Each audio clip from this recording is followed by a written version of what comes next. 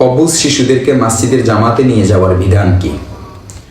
অবুঝ শিশুদেরকে মসজিদের জামাতে নিয়ে যাওয়া আজকাল অহরহ দেখা যায়। অবুঝ শিশু যে নামাজ সম্পর্কে কোনো জ্ঞান রাখে না তাকেও মসজিদের জামাতে নিয়ে যাওয়া হয়। অনেকে তাদেরকে নিজেদের সাথে কাতারে দাঁড় করাতেও দ্বিধাবোধ করে না। ফলে যা ঘটা তাই ঘটে। নামাজ শুরু হতে না হতেই বাচ্চার নানাবিধ শব্দ ও কর্মকাণ্ড যা নামাজের খুশু খুদু নষ্ট করে দেয়। আর বাচ্চার অভিভাবকের তো নামাজ নষ্ট হয়ে যাওয়ার উপক্রমেই হয়। নামাজের মধ্যে হয়তো বাচ্চাকে সে সামলাচ্ছে, তাকে ইশারা দুষ্টামি করতে বারণ করছে, এভাবেই তার নামাজ নষ্ট হয়ে যাচ্ছে। আর খুব কম অভিভাবক তাদেরকে পিছনে রেখে আসেন, আর পিছনে রেখে আসলে তো তাদের দুষ্টামির কোনো শেষ নেই।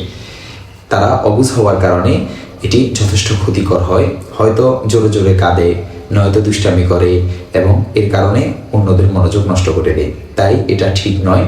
যে সকল শিশু নামাজের গুরুত্ব বুঝে না তাদেরকে মসজিদে না আনা কর্তব্য, কারণ তাদের কারণে নিজেদের নামাজের খুশু খুদু একাগ্রতা নষ্ট হয়ে থাকে এবং অন্য মুসল্লিদেরও নামাজ নষ্ট হয়ে যায়।